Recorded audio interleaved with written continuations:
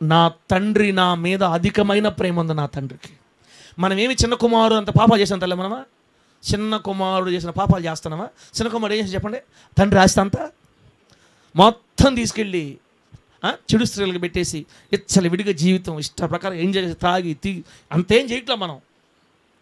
కానీ వాడు చిన్నోడా, చిన్న అబద్ధం ఆడితే మనం ఒప్పుకోడు.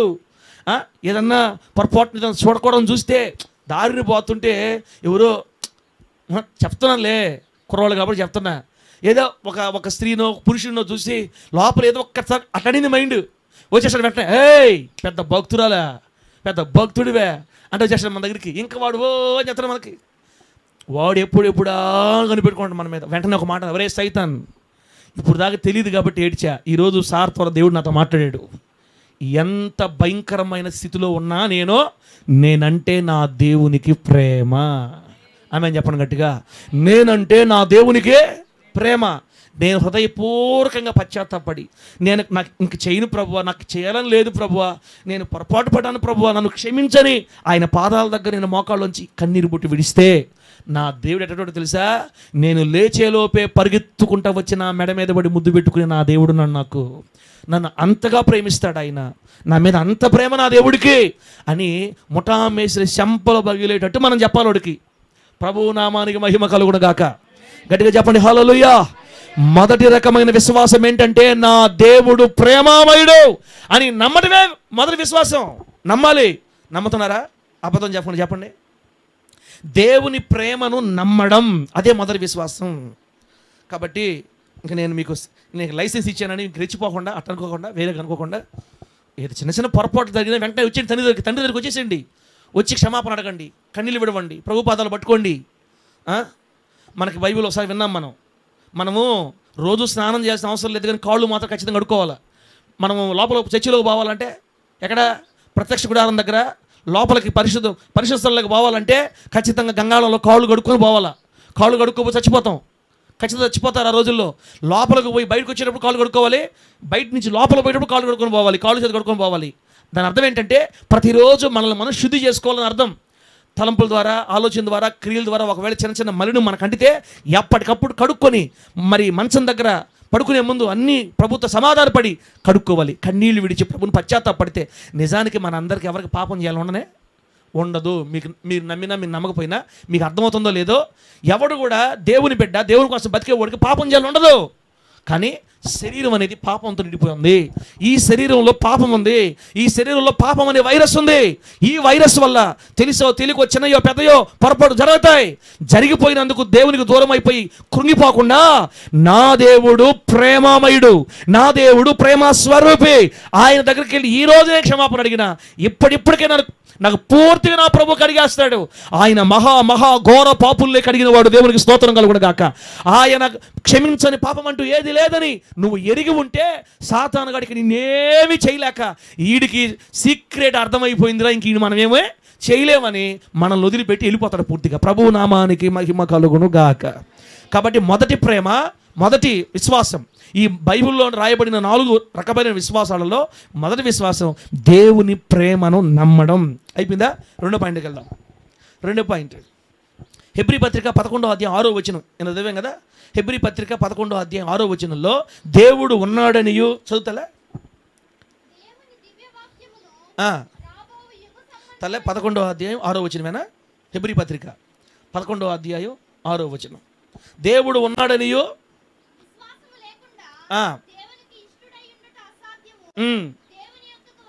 అది దేవుని యొద్దకు వచ్చేవాళ్ళు ఆయన ఉన్నాడనియు చాలుతలే. ఇక్కడ రెండో విశ్వాసం ఉంది ఈ వచనంలో. ఆయనను వెదకు వారికి ఫలము దయచేయువాడు అని నమ్మాలి. మొదటి ఏం చేయాలి? మొదటి విశ్వాసం ఏంది? దేవుని ప్రేమను మనము నమ్మాలి. అది మొదటి విశ్వాసం. రెండో రకమైన విశ్వాసం ఏంటంటే దేవుడు నాకు ఫలము దయచేస్తాడు. ఈ విశ్వాసాన్ని ఏమంటారంటే కార్యసిద్ధి కొరకైన విశ్వాసం. కార్యములు సిద్ధించుటకు మనం అనుకున్నవి, కోరుకున్నవి, అడిగినవి ప్రభు నాకు ఇస్తాడని నమ్మటం, ఇది రెండో విశ్వాసం. నాకు తెలిసి ఈ విశ్వాసం అందరిలో ఉంటుంది. దేవుడు నాకు ఖచ్చితంగా ఏ రోజుకైనా బైక్ ఇస్తాడు అని మనం చెప్పకపోయినా నమ్మేస్తున్నారు ఇప్పుడు బిడ్డలు. అంత హుషారులో ఉండరు. మొదటి విశ్వాసం ఉన్నది కానీ మనకి ఈ రెండో విశ్వాసం మాత్రం ఏమన్నా ఈ రెండో విశ్వాసం మాత్రం ఖచ్చితంగా ప్రతి ఒక్కరిలో మనకు కనబడతా ఉంటుంది. ఒకవేళ ఇక్కడ ఉన్న వాళ్ళలో ఈ రెండో విశ్వాసం లేకపోతే అలవాటు చేసుకోవాలి. బిడ్డలారా, దీని అర్థం ఏంటంటే దేవుని దగ్గరికి నేను వెళ్ళి నా అవసరతలు ప్రభుతో చెప్పుకుంటే నా అవసరతలు విన్న నా దేవుడు తగిన కాలం మందు ఖచ్చితంగా నా అవసరతలు తీరుస్తాడు. ఆమె అన్నాడు గట్టిగా, నా అవసరతలు దేవుడు ఖచ్చితంగా తీరుస్తాడు. మీకు ఉదాహరణకి సన్ని గురించే చెప్తా. సన్ని గురించే వీడు చిన్నప్పటి నుంచి కూడా ఆ ఫోన్లు వచ్చిన కాడి నుంచి కారులు ఫోటోలు చూపించేవాడు నాకు. మామా చూడు మామా కారా, బా రోడ్డు మీద పోతున్న వరకు బైకుల్లో మామా బా అన్నాడు. ఒరే నువ్వు ఆగరా నాయన, ఒరే మన స్థాయి ఏందిరా, ఒరే ఉండాలి కానీ సన్నిగా ఈ ఏందిరా నువ్వు. ఒక్కోసారి నాకు కూడా కోపం వచ్చి తిట్టేవాడిని. పాపం వాడి ఉద్దేశాలంతా ఏంటంటే, మనం పేదరికంలో పుట్టాము, మనం పేదరికంలో ఉండకూడదు, వాళ్ళు ఎలా ఉన్నారో వీళ్ళు ఎలా ఉన్నారో, మనం ఉన్నతంగా దీవించబడాలి, మనం బాగుండాలి మామ, నువ్వు అన్నా పైకి లేస్తే చాలు మామ. మొన్నటిదాకా అదే మాట అనేవాడు.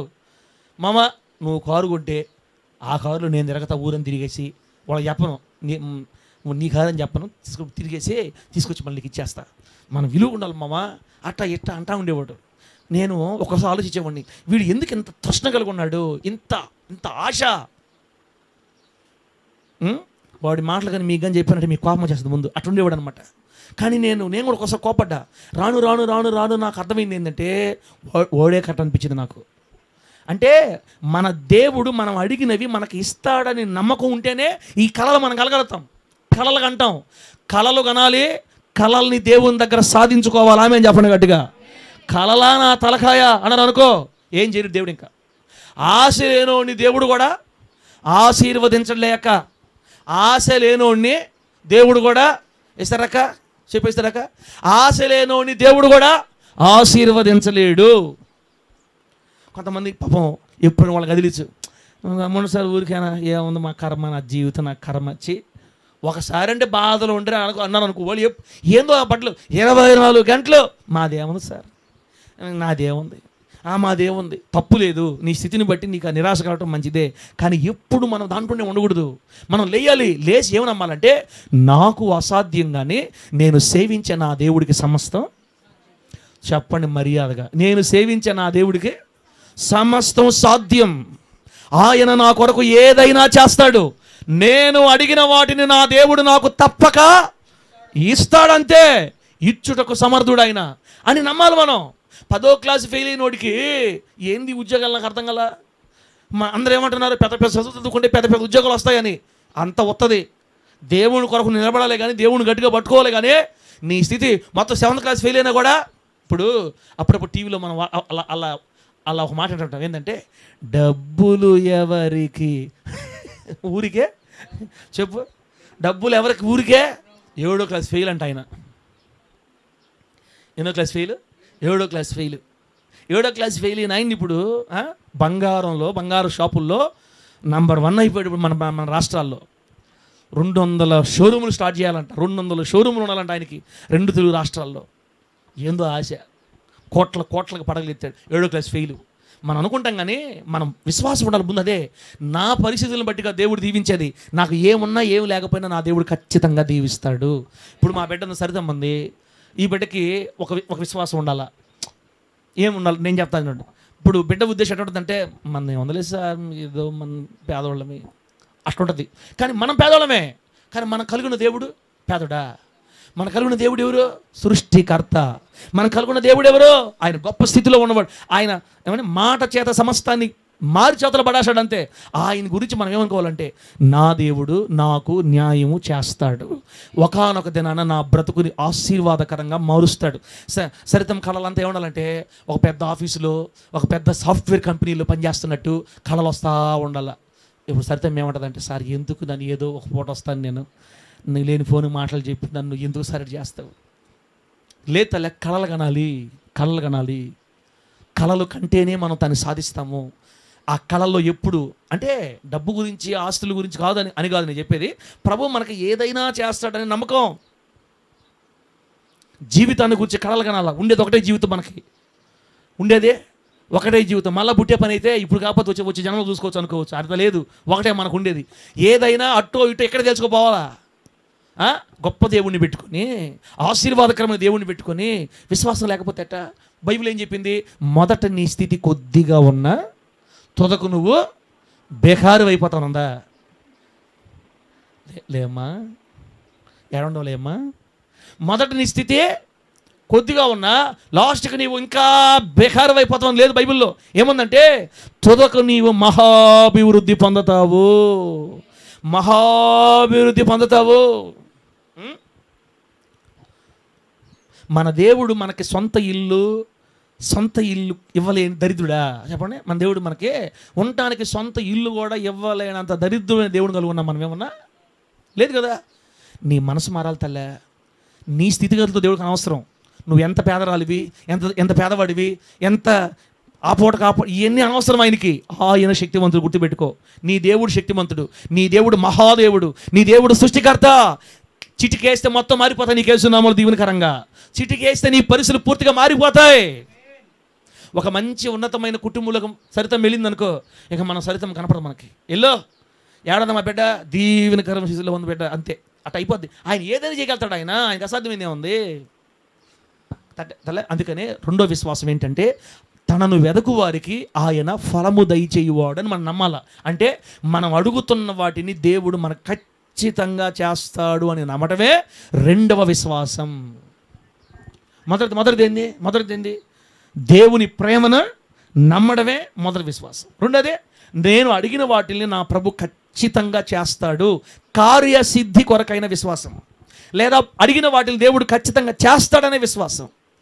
తమ్ముడా, అది దేవుడు ఖచ్చితంగా మనకు చేస్తాడని మీరు మన గుండెలో నమ్మాలి. అప్పుడే దేవుడు మిమ్మల్ని ఖచ్చితంగా ఆస్వాదించడం మీ కళ్ళతో చూస్తారు. దేవుడు మీ కుటుంబాన్ని, మన కుటుంబాన్ని ఆ రీతిగా ఆశీర్వదించి వర్ధిల్ల చేయునుగాక. గట్టి చెప్పండి హల్లెలూయా. దేవుడు మనల్ని ఆశీర్వదించాలి అని అనుకొని మనం పని చేయకుండా, కష్టపడకుండా అసలు సుఖపడతా ఉండేమనుకోండి, అట్ట కాదు. మళ్ళీ కుదరదట. మనకిచ్చిన దాంట్లో మనం కష్టపడాలి. మన పనిలో మనకు వచ్చేంత కష్టపడతా ఉండాలి. ప్రభు పాదాలు పట్టుకోవాలి, ఏడవాలి, విత్తనం వేయాలి.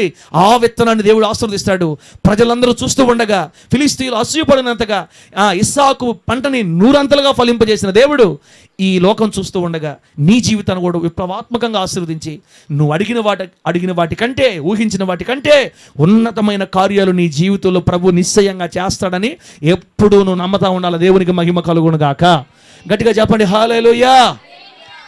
మీ మమ్మీ ఉంది, పాస్టర్ ఉంది కదా, మమ్మీ ఉంది కదా, అప్పుడప్పుడు నాకు కూడా వచ్చేస్తుంది మొత్తం ముందు. ఏముందు మొత్తం ఇంజక్షన్ వేస్తాను నాకు కూడా సైతం కూడా అప్పుడప్పుడు. ఏందో పాస్టర్ అమ్మా ఏందో అంటే అప్పుడప్పుడు నేను కూడా. కానీ ఈ మహాతలిలో ఏ రోజు కూడా మొత్తం ముందు పని చేయదు. ఏం చేస్తా తెలుసా? నా దేవుడు నమ్మదగినోడు, నేను పట్టుకున్నోడు మామూలోడు కాదు. అయ్యా నీ కళతో నువ్వు చూస్తావు అంతే, ఆశీర్వాదాన్ని. మనల్ని దేవుడు పిలుచుకున్నాడు, మనల్ని దేవుడు ఎప్పుడు వదిలిపెట్టడు. అసలు ఈ మనిషా లేకపోతే రోబో అన్న నాకు అర్థం కాదు. మొత్తం మందే రాదు. దాని కారణం చెప్పమంటావా? కారణం చెప్పమంటారా? దేవునితో ఉన్న అనుబంధాన్ని బట్టి ఆ ధైర్యం, దేవునితో గడిపే సమయాన్ని బట్టి ఆ ధైర్యం, దేవునితో ఉన్న ఆ డీప్నెస్ని బట్టి ఆ ధైర్యం అన్నమాట. ప్రభుతో నడిచేవాళ్ళు ఎప్పుడు ధైర్యంగా ఉంటారు. ఆడకి ఎడక సేవగా పరిగెత్తి అటు ఇటు వాక్యాలు చేస్తా కొంచెం నాలాంటి వాళ్ళు అందరూ అప్పుడప్పుడు మొత్తం ముందు పడుతుంటుంది. పాస్టర్ అమ్మ నిజమేనంటావా అంటే మళ్ళీ నేనే ఇప్పుడు మీకు ఇన్ని వాక్యాలు చెప్తున్నాను కదా, నాకు కూడా అప్పుడు ముందు పడుతుంది. పాస్టర్ అమ్మ ఏంది ఎలా పాలన సంగతి ఇంకా అంటుంటా. నోరు ముయ్యి అంటే ఒకటే మాట. దేవుడు చేసే వరకు మనం ఊపిరి పట్టాలా. ఆయన అన్యాయస్తుడు కాదు. మన దేవుడు ఎవరు? అన్యాయస్తుడు కాదు. ఆయన ఇంతవరకు మనకు అన్యాయం చేయలేదు. ఉదయాన్న ఒక వ్యక్తి గురించి మాట్లాడుకున్నాం మనం, పాలీకార్ప్ అనే దైవజనుడు క్రీస్తు శకం 200 సంవత్సరంలో రోమన్ గవర్నర్ అతన్ని విగ్రహారాధన జీవన బలవంత పెడితే ఆ 86 సంవత్సరాల వయసులో ఆయన చెప్పిన మాట, అయ్యా రాజా, గత 86 సంవత్సరాలుగా నేను నా దేవుని సేవిస్తున్నాను, ఇంతవరకు నా దేవుడు నాకు అన్యాయం చేయలేదు. నాకు అన్యాయం చేయని దేవుణ్ణి నేను ఎలా దూషించాలి? విగ్రహారాధన ఎలా చేయాలి? మరణానికి భయపడి నా దేవుడిని నేను దూషించలేను, మీకు ఇష్టం వచ్చింది చేయండి అంటే కింద మంట పెట్టి కాల్చేశారు. 86 సంవత్సరాలు నా దేవుని సేవించా, ఆయన నాకు అన్యాయం చేయలే. వాస్తవ మాట. మనకు 13 సంవత్సరాలు దేవుడు అన్యాయం చేశాడా? చేయలేదు కదా. ఎందుకు ఇంగిపోవాలి?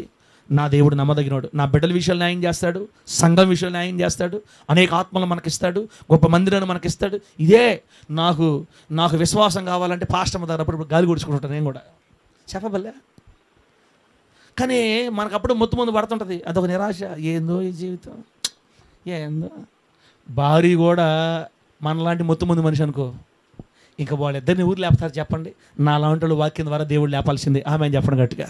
అమ్మా, పురుషుడు డల్గా ఉంటే స్త్రీలు యాక్టివ్గా ఉండండి, స్త్రీలు డల్గా ఉంటే పురుషులు యాక్టివ్గా ఉండండి. ఇద్దరు కానీ డల్ అయ్యారా కొంచెం కష్టం. అందుకనే ఇక్కడ కూర్చున్న వాళ్ళు ఎవరో ఈరోజు ఆ నిరాశ నిస్పృహలో ఉన్నారనే దేవుడు గుర్తిరిగి నా ద్వారా మీ అందరితో మాట్లాడుతున్నాడు. యేసునామములో మొత్తం ముందు దిగిపోవును గాక. మన దేవుడు నమ్మదగిన దేవుడు. ఆయన ఇంతవరకు మనకు అన్యాయం చేయలేదు, ఇక ముందు ఆయన ఎప్పటికీ మనకు అన్యాయం చేయడు. ఒకవేళ అన్యాయం చేస్తే మనమే ఆయనకు అన్యాయం చేయాలి, మనమే ఆయనకి వెన్నుపోటు పడవాలి తప్ప ఆయన ఎప్పుడు మనల్ని విడిచిపెట్టలేదు. మన దేవుడు మనం అడిగిన వాటిని ఖచ్చితంగా మనకి ఇచ్చి తీరుతాడు. ఆయన అడిగినవి ఎప్పుడు మనకు కాదనడు, లేదనడు. ఆయన దగ్గర లేదు అనే పదమే లేదు ఆయన దగ్గర. ఆయన డిక్షనరీలో లేదు కాదు అనే పదాలే ఉండవు. ఆయన సర్వశక్తి గలవాడు, నీ కొరకు చేసి తీరుతాడు. ఇల్లు లేవా, నీకు సొంత ఇల్లు ఖచ్చితంగా ఇస్తాడు. అది 2 ఫ్లోర్లు కావాలా, 1 ఫ్లోర్ కావాలా, నీ విశ్వాసం బట్టి ఉంటుంది. బైకులు కావాలా, ఖచ్చితంగా పెద్ద మంచి బైక్ కావాలా, అలాది అది కావాలా, నీ ఇష్టం, నీ విశ్వాసాన్ని బట్టి ఉంటుంది. నాకు అది చాలే అంటే ఇంకంతే, అది నీ విశ్వాసాన్ని బట్టి అంతే. ఏం సార్ ఈరోజు బట్టి చెప్తున్నావు నువ్వా? అంతే. నీకేది కావాలో ముందు నీ కళ్ళు మూసుకుంటే కళ్ళ రావాలా బండి. నాకు వచ్చేది చందన్న చూస్తున్నాడు, ఏంది అంత భూ సంబంధమైన వాగ్దానం గురించి చెప్తున్నాడు ఈరోజు. మొత్తం ముందు చందన పడాలా, చందన పడితే అప్పుడు అర్థమవుద్ది. బిడ్డలారా, నువ్వు ఏం అడిగినా అది ఇల్లులు కానీ, స్థలాలు కానీ, పొలాలు కానీ, వాహనాలు కానీ, బిడ్డలారా నువ్వు అడిగిన వాటిల్ని అడిగినవి నీకు ఖచ్చితంగా దేవుడు చేస్తాడన్న సంగతి నువ్వు నమ్మితే నిశ్చయంగా దేవుడు తగిన కాలం ముందు ఆ వాగ్దానాలు నీ పట్ల స్థిరపరిచి తీరుతాడు. యేసు నామములో దేవునికి మహిమ కలుగును గాక. గట్టి చెప్పండి హల్లెలూయా. రెండో విశ్వాసం ఏంది? అడిగిన వాటిని ఖచ్చితంగా దేవుడు చేస్తాడు అని నమ్మడం. మొదటిది ఏంది? దేవుడు ప్రేమామయుడు అని నమ్మటం. అయిపోయిందా? మూడోది గుర్తు చేస్తా. మూడోది ఏంటంటే దేవుని నాయకత్వాన్ని నమ్మడం. ఒకటి దేవుని ప్రేమను నమ్మడం, 2 దేవుడు కార్యం చేస్తాడని నమ్మటం, అడిగిన వాటిని నెరవేర్చాడని నమ్మటం, 3వది దేవుని నాయకత్వాన్ని నమ్మటం. అదే మూడో విశ్వాసం. దేవుని నాయకత్వం అంటే అర్థం ఏంటంటే, ఒక్క మాటలో మీకు చెప్పాలంటే, కారు ఏమండి, ఇప్పుడు కారు నేను దోలేను అనుకో, నేను దోలినట్టే ఉంటుంది. కానీ నేను డ్రైవర్ సీట్ ఖాళీ చేసేసి ఆ కారులో డ్రైవర్ సీట్లో ఏసైని కూర్చోబెట్టాను అనుకో, నేను ప్రశాంతంగా నిద్రపోవచ్చు. ఇక ఆమె చెప్పండి గట్టిగా. తోలేవాడు ఊరప్పుడు ఏసయ్య. ఆయన ఎక్కడ ఆపాలో ఆయనకు తెలుసు, ఎంత స్పీడ్ పోవాలో తెలుసు. ఇక యాక్సిడెంట్లు ఉండవు, ఇక ఏ బాధలు ఉండవు.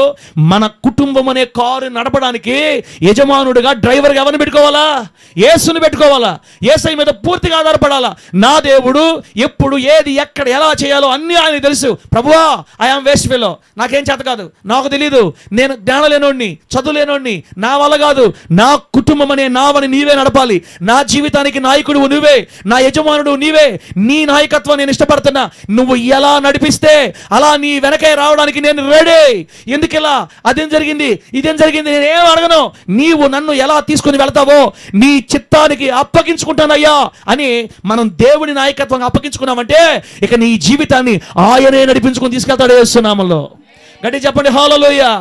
సొంత నిర్ణయాలు తీసుకొని ఇది చేస్తాను, అది చేసి ఎట్లుంటుంది, ఇది చేసి ఎట్లుంటుంది అని ఆయన్ని డ్రైవర్ సీట్ కూర్చోబెట్టకుండా డ్రైవర్ సీట్ పక్కన కూర్చోబెట్టి, ప్రభువా ఇది చేసి ఎట్లుంటుంది అంటావు, నువ్వు గమ్ముడు, నువ్వు కరెక్ట్ చెప్పవు, కానీ అప్పుడప్పుడు నా సలహాలు నేను నడుపుకుంటా కానీ నా జీవితాన్ని అని మన జీవితాన్ని మనం నడుపుకుంటా అప్పుడప్పుడు ఆయన్ని సలహాలు అడగతా. నాయన మా పాప అటు కాదమ్మా, నువ్వు గమ్ముడు ప్రభు, దానికి నువ్వు పరిశుద్ధత అంటావు, భక్తి అంటావా, నువ్వు అడిగినప్పుడు చెప్పు, నాకు తెలుసులే నా జీవితాన్ని ఎట్లా నడుపుకోవాలి తెలుసులే. అప్పుడు ఆయన ఏమంటాడంటే, నడుపుకుంటావా అమ్మా, చేసుకుంటా తండ్రి తలే అమ్మా, అవునా అసలు కానీ అమ్మా చేయమ్మా పోయి ఒక కాళ్ళలో పడితే, ప్రభు ఏంది ప్రభు కాళ్ళలో పడింది కారు, పడదా అయితే ఎటు పోవాలో తిరిగిపోతే పడదా, నువ్వు ఫ్రీగా పడుకొని రెస్ట్ తీసుకొని నేను తోలుతానని నేను అన్నా.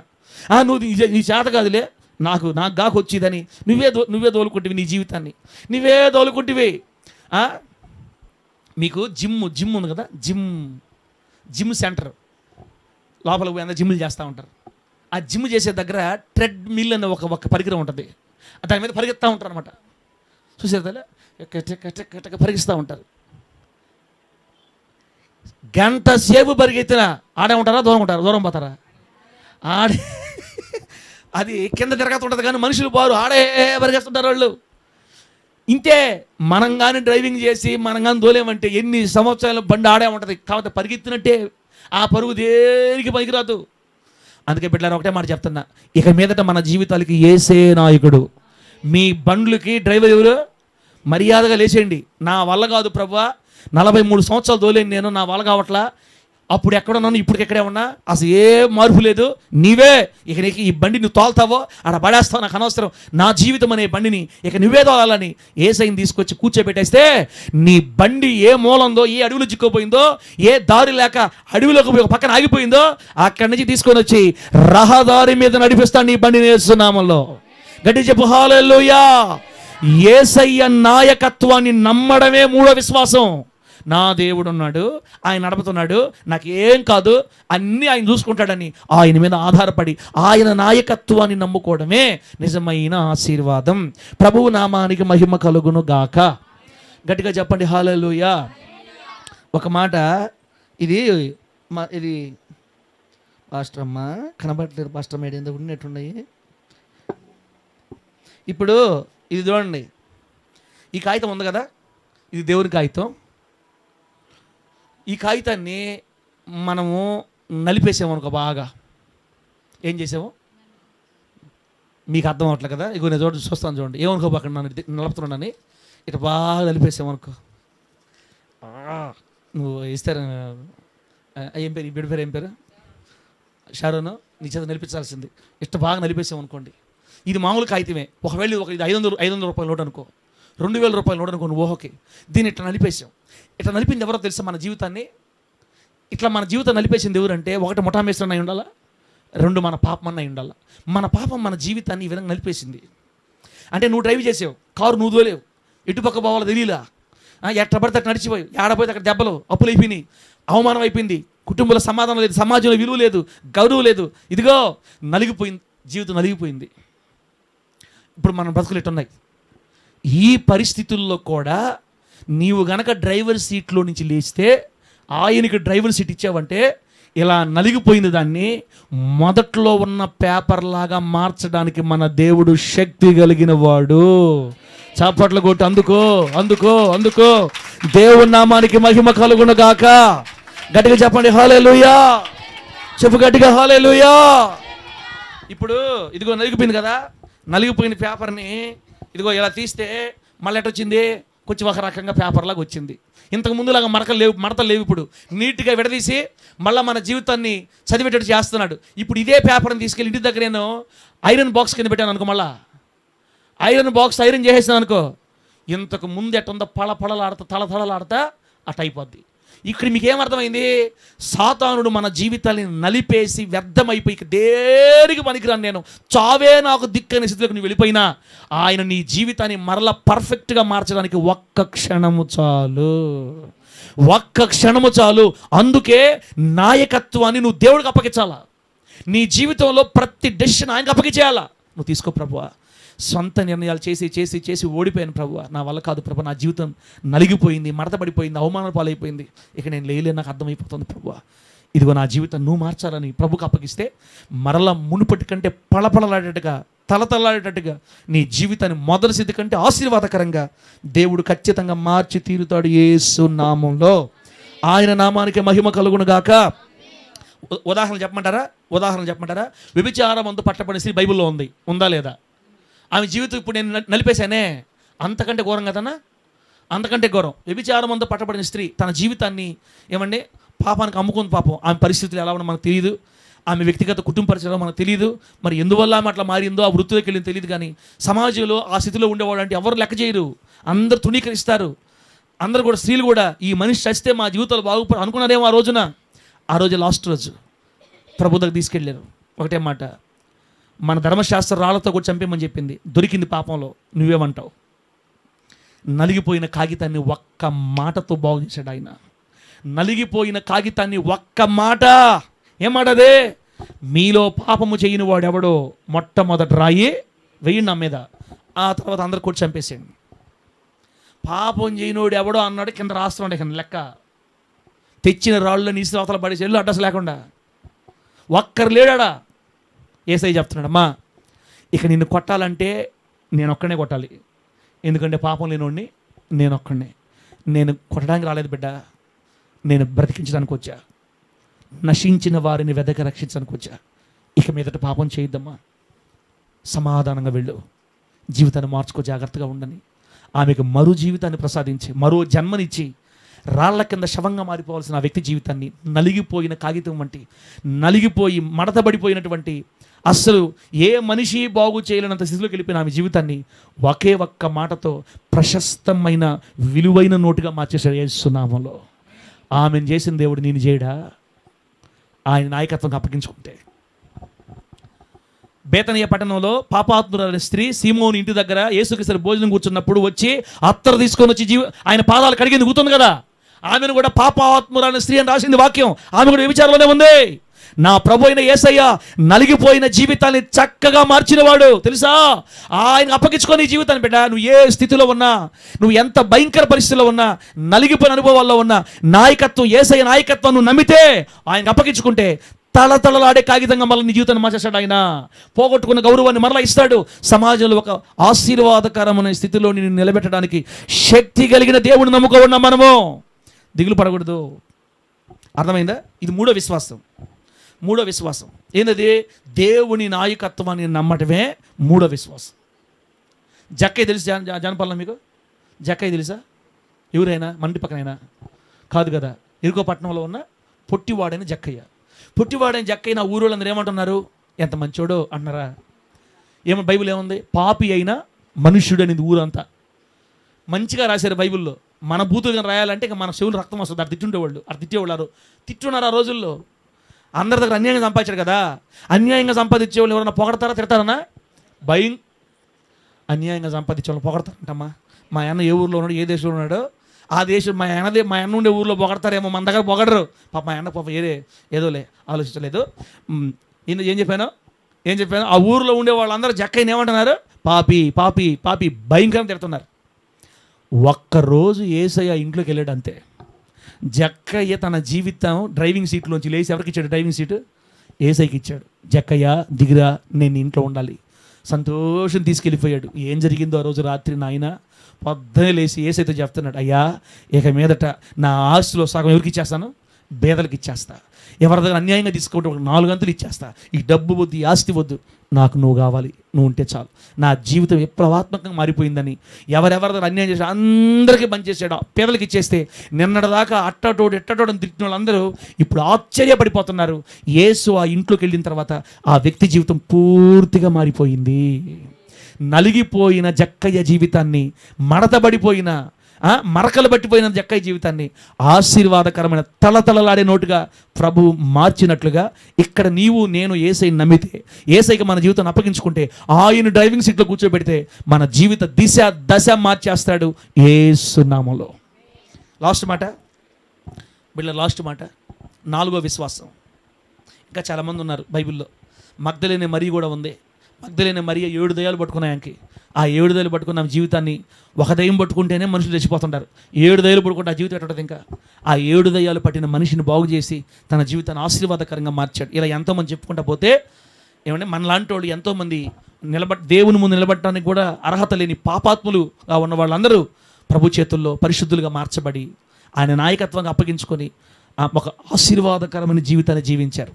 అందుకే మనం నమ్మాలి, నా దేవుని నాయకత్వం నన్ను నిశ్చయంగా మంచి స్థితి తీసుకొని వెళ్తుంది. నేను కాదు ఓనర్నికి, నా ఇంటికి దేవుడే, నా ప్రభువే అని ఇక మీదటి నుంచి డ్రైవింగ్ సీట్లో యేసయ్యని కూర్చోబెట్టండి, జీవితాలు బాగుపడతాయి. లాస్ట్ మాట దానియేలు గ్రంథం 3వ అధ్యాయం 16వ వచనం నుంచి 18వ వచనం వరకు మనం చదివితే, చదవలేదు గుర్తుపెట్టుకోండి. దానియేలు గ్రంథం 3వ అధ్యాయం 16 నుంచి 18 చదివితే అక్కడ ఒక మాట రాయబడి ఉంటుంది.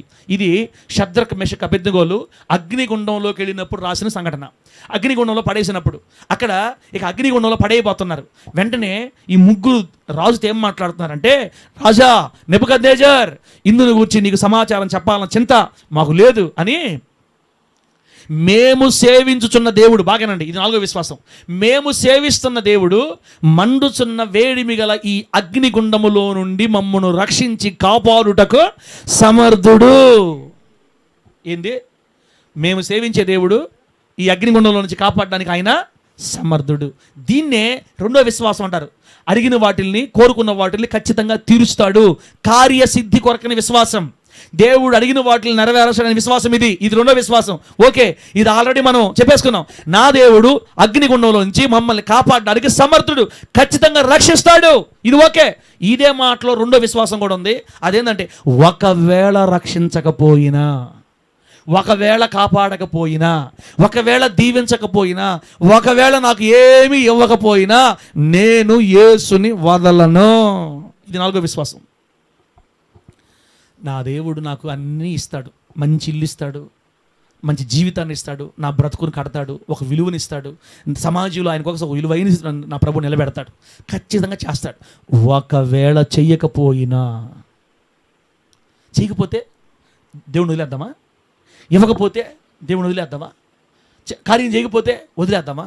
ఇల్లు ఈగిపోతే వదిలేద్దామా? ఉద్యోగాలు ఈగిపోతే వదిలేద్దామా? చెప్పండి, వదిలేద్దామా పట్టుకుందామా? యాకోబన్న, దేవుడు మనకు ఆశీర్వాదాలు ఇస్తేనే దేవుడా, ఈగిపోయినా కూడా దేవుడా? అంటే మనం ఆశీర్వాదాల కోసమే ప్రభుని నమ్ముకున్నామా, మరి పరలోకం కోసం ప్రభుని నమ్ముకున్నామా? కొంతమంది ఇదే, చేయకపోతే వెనక్కి వెళ్ళిపోతారు, ఇవ్వకపోతే వెనక్కి వెళ్ళిపోతారు, చేయకపోతే బాధపడిపోతారు, మూలగుతుంటారు. ఇంకా బిడ్డరా, ఈ నాలుగో విశ్వాసం ఏంటంటే దేవుని కొరకు మరణించడానికైనా తెగించడమే నాలుగో విశ్వాసం. దేవుని కొరకు చనిపోవడానికైనా సిద్ధపడాలా? అంటే మనం అడిగింది చేయలేదని, మనం కోరుకుంది కాలేదని, మనం కోరుకుంది జరగలేదని ప్రభువును వదిలిపెట్టేసి లోకంలో కలిసిపోవటం విశ్వాసం అనిపించుకోతుంది, అది అవిశ్వాసం అవుతుంది. సముద్రంలో మునిగిపోతున్న ధోనిలో యేసుక్రీస్తు వారి దగ్గరికి వచ్చి పేతురు మాట్లాడుతున్నాడు, బోధకుడా మేము చచ్చిపోతున్నాం, నీకు చింత లేదా? మేము చచ్చిపోతున్నాం, నీకు చింత లేదా? పేతురు గారికి తెలియని విషయం ఏంటంటే అదే మునిగిపోయే ధోనిలో ఎవరున్నారు చెప్పండి? ఎవరున్నారు? యేసయ్య వారితో పడున్నాడు కదా. మనం అంతే, మనుషులం కదా. ఒక్కోసారి బాధ వచ్చేస్తుంది, నా జీవితం ఒక విలువే ఇంకా అర్థమే లేనట్టుందిలే, అయిపోయింది నా జీవితం, స్పాయిల్, ఫెయిల్, దేనికి నేను ఇంక ఉపయోగపడనేమో, అయిపోయింది నా బ్రతుకు అనిపిస్తుంది మనకి. బిడ్డలారా, అట్లా మనం కుంగిపోయినా కూడా దేవుడు మనతో చెప్తున్నాడు, ఒకవేళ మనకు దేవుడు చేసినా చేయకపోయినా మరణము వరకు ప్రభు కోసం నమ్మకంగా నిలబడి ఉండటమే నాలుగో విశ్వాసం. దీన్ని కూడా విశ్వాసం అంటారు తల్లే. ఈరోజు మనం చెప్పుకున్నాం కదా, ప్రవీణ్ చనిపోయాడు దేవుని కోసం, అది కూడా విశ్వాసమే. దేవుని కొరకు కలిగి ఉన్న విశ్వాసాన్ని పోగొట్టుకోకుండా మరణానికైనా సిద్ధపడ్డాడు, కానీ తాను కలిగి ఉన్న విశ్వాసాన్ని విడిచిపెట్టలా దేవుని మీద. చచ్చిపోవడానికైనా సిద్ధపడ్డాడు, కానీ వెనకడికి వేయడానికి సిద్ధపడలేదు. అలా దేవుడు చేయకపోయినా, ఒకవేళ ఆయన రక్షించకపోయినా, నీవు నిలవబెట్టించిన బంగారు ప్రతిమకు మేము నమస్కారం చెయ్యము. మమ్మల్ని మా దేవుడు రక్షించకపోయినా మీ బంగారు ప్రతిమకు నమస్కారం చేయము. ఏం చేసుకోపా అన్నాడు ఒకటే మాట. కోపం వచ్చేసే బట్టలు కూడా తీయకుండా అలా ఎత్తుకొని ఈడ్చుకొని పోయి పడేశారు లోపల గుండంలో. షాక్ న్యూస్ ఏంటంటే వాళ్ళని పట్టుకెళ్ళి ఈడ్చుకెళ్ళి చచ్చిపోయారు. వాళ్ళని పట్టుకెళ్ళి ఈడ్చుకెళ్ళారే, వాళ్ళు కాలిపోయారు అగ్నిలో. కానీ మన సహోదరులు నాలుగో వాడైన దేవుని సన్నిధిలో ఏసీ రూమ్లో ఉన్నట్టు తిరుగుతున్నారు, పాటలు పాడుకుంటా, దేవుని స్తోత్రం కలుగును గాక. నీ దేవుడు ఎంత గొప్పడో తెలుసాక, మన దేవుడు ఎంత గొప్పడో తెలుసా? అగ్నిగుండాన్ని కూడా ఏసీ రూమ్ లాగా మార్చుటకు శక్తి కలిగిన వాడు. అబ్బాబ్బా, అట్లాగనే అందరికీ చేస్తాను చెప్పడం వల్ల. అందుకే చేసినా చేయకపోయినా మనం రెడీగా ఉండాలి. మనం ఆశీర్వాదాల కోసం వేసే నమ్ముకోలేదు, మనము అద్భుత కార్యాల కోసం వేసే నమ్ముకోలేదు. మన పాపములు కడిగినందుకు, మనకు పరలోకం ఇవ్వబోతున్నందుకు, మనల్ని పరిశుద్ధపరిచినందుకు, విగ్రహాలను వేరు చేసినందుకు, దేవునితో యుగ గడపబోతున్నందుకు, అందుకు మనం ప్రభుని నమ్ముకున్నాం. ఆయన ప్రాణం మన కోసం పెట్టాడు కాబట్టి మనం ఆయన నమ్ముకున్నాం. ఇవన్నీ ఇచ్చినా ఈగిపోయినా పర్వాలేదు, కానీ ఆయన ఇవ్వను అని చెప్పలేదు. కానీ నువ్వు అడగకపోయినా కూడా ఇస్తాననే మనకు చెప్పాడు. దేవునికి స్తోత్రం కలుగును గాక. ఇంతవరకు బైబిల్ చరిత్రలో ఎవరికి ఆయన ఆశీర్వాదం ఇవ్వకుండా ప్రభువు నమ్ముకున్న వ్యక్తిని పేదరికంలో వదిలిపెట్టి దుర్మార్గపు సాగు తెచ్చినట్టుగా ఒక్కడు కూడా చరిత్రలో లేడు. గుర్తుపెట్టుకో, బైబిల్ లెక్కండి. ఎవడు దరిద్రుడు ఎవరు చచ్చిపోయారు చెప్పండి? అబ్రహాం ధనవంతుడు దరిద్రుడా? ఇస్సాకు, యాకోబు, మోషే? ఏంది అందరు ధనవంతం చెప్తున్నారు మీరు? నిజం చెప్పండి, బైబిల్లో అందరు దరిద్రులు కదా, ఇళ్ళ పేదవాళ్ళు కదా. యెహోషువ, సమూయేలు గారు అచ్చమైన పేదోడా? కాదు. మీరు బైబిల్లో ఎవరినైనా చూడండి తల్లే, దేవుని పాదాలు పట్టుకున్నాడు ఎవడు కూడా దరిద్రుడుగా లేడు. దేవుడు లేనప్పుడు మనం దరిద్రులవి, ప్రభువుని పట్టుకున్నప్పుడు మనం ఖచ్చితంగా దీవించబడతాం. ఆయన తన బిడ్డల్ని ఖచ్చితంగా దీవిస్తాడు. ఒకవేళ దీవించకపోయినా ఆయన్ని వదిలే సమస్యలే అంతే. ఒకవేళ ఆయన మనల్ని వదిలేసినా, మనల్ని పట్టించుకోకపోయినా, మనం ఆయన కోసం ప్రాణం పోతున్నా కూడా నిలబట్టమే. కానీ కాబట్టి ఇట్లా ఉన్నోడికి ఇంకేం దిగులు అని చెప్పండి. దీవిస్తాడు, దీవించకపోతే నో ప్రాబ్లం అంతే. ఇది 4వ విశ్వాసం అంటారు దీన్ని. మరణానికైనా తెగించగల విశ్వాసం, ఎంత దరిద్రతకైనా తెగించగల విశ్వాసం, ఎంత పేదరికానికి తెగించగల విశ్వాసం. నా ప్రభు చేస్తాడు, చేయుటకు సమర్థుడు, ఆయన చేయకపోయినా కూడా నేను ఆయన్ని వదలను అంతే. వదలంటే వదలను. ప్రభువు నామానికి మహిమ కలుగునుగాక. గట్టిగా చెప్పండి హల్లెలూయా. మనం చెప్పాను కదా 21 మంది లిబియా దేశంలో తలలు కోస్తున్నా కూడా ఒకటే మాట చెప్పారు, మేము ఆరాధించేది యేసుని మాత్రమే. మీరు మాకు ఇల్లు కట్టించినా, మాకు అప్పులు తీర్చినా, మాకు పెద్ద పెద్ద ఇల్లు కట్టినా, మా పిల్లలకు ఉద్యోగాలు ఇచ్చినా, ఎన్ని చేస్తామన్నా యేసు లేకుండా మేము బ్రతకలేము, మాకు యేసే కావాలని అడిగినందుకు మేకలను కోసినట్టు కోసేశారు అంతే. ప్రాణాలు పెట్టడానికి సిద్ధపడ్డారు కానీ విశ్వాసాన్ని వదులుకోలేదు. ఇదే విశ్వాసం అంటే 4వ విశ్వాసం. ప్రాణాలు పోతాయని తెలిసినా కూడా యేసును వదులుకోకూడదు. ఆయన మమ్మల్ని రక్షించకపోయినా యేసే మా దారి, ఆయన మా ప్రాణం. చెప్పండి తల్లి, 4 చెప్పండి. మొదటి విశ్వాసం ఏంది? దేవుని ప్రేమని నమ్మాలి. దేవుడు ఎప్పటికీ ప్రేమమయుడే. ఆయన మనల్ని ఎప్పుడు విడిచిపెట్టడు. ఆయన దగ్గర ఎప్పుడు మనకు ప్రవేశం ఉంది. ఎప్పుడు కన్నీళ్ళు విడిచినా వెంటనే మనకు సమాధానం ఉంది, నెమ్మది ఉంది, పరిశుద్ధత ఉంది, పవిత్రత ఉంది, క్షమాపణ ఉంది. రెండోది, దేవుడు ఆయన్ని మనం ఏది అడిగినా మన అక్కర్లో ఆయన అడిగిన తర్వాత ఆ అక్కర్లో ఆయన తీరుస్తాడు అని మనం ఎప్పుడు నమ్మాలి. కార్యసిద్ధి కొరకైన విశ్వాసం. మూడోది, దేవుడు ఏం చెప్పాను దేవుడు నాయకత్వాన్ని నమ్మాలా. డ్రైవింగ్ సీట్ నుంచి మనం వేసి దేవుని కూర్చోబెట్టాలి. నువ్వు ఎట్లా తీసుకోపో ప్రభువా, నేను నీకు అప్పకి చేసుకున్నాను, నీ ఇష్టం ప్రభువా, నేను ప్రశాంతంగా ఉంటాను, ఏదో నాకు ఇచ్చిన పని చేసుకుంటా, ఆ 10,000 సంపాదించుకుంటా, అలా వెళ్ళిపోతాను, నన్ను ఇలాగే నువ్వు వదిలిపెట్టవు, నువ్వు నా జీవితానికి లీడరు కాబట్టి నిశ్చయంగా నా బ్రతుకుని నలిగిపోయిన నా జీవితాన్ని నువ్వు విప్లవాత్మకంగా మారుస్తావు నమ్మకం నాకుంది. నా లైఫ్ నీకే అంకితం, నీవే చేసుకొని ఆయన నాయకత్వాన్ని నమ్మి ముందుకెళ్ళాలి. అది 3వ విశ్వాసం. చివరిది, ఒకవేళ నా దేవుడు చేసినా చేయకపోయినా ఆయన్ని వదిలే సమస్య లేదు. నా ప్రాణమైన పోవాలి కానీ ఆయన ఎందరి విశ్వాసాన్ని మాత్రం నేను వదులుకోనని ఎవరైతే గట్టి నిలబడతారో వీళ్ళు ఓడిపోయినట్టు బైబిల్ చరిత్రలో లేదు. యేసు నామములో ఈ 4 రకాలైన విశ్వాసాలు కలిగిన బిడ్డలు ఓడిపోయినట్టు చరిత్రలో, డేవిడ్ ఓడిపోయినట్టు చరిత్రలో లేదంతే. ఇన్ని వారాలు దేవుని సన్నిధికి, తన గృహాన్ని దేవుని సన్నిధికి ఇచ్చిన ఏ బిడ్డ కూడా మర్చిపోయినట్టు, దేవుడు వాళ్ళని మర్చిపోయినట్టు చరిత్రలో ఎక్కడ లేదు. కాబట్టి దేవుని బిడ్డలారా, ముగిస్తాను. ఇంకా అర్థమైపోయిందా?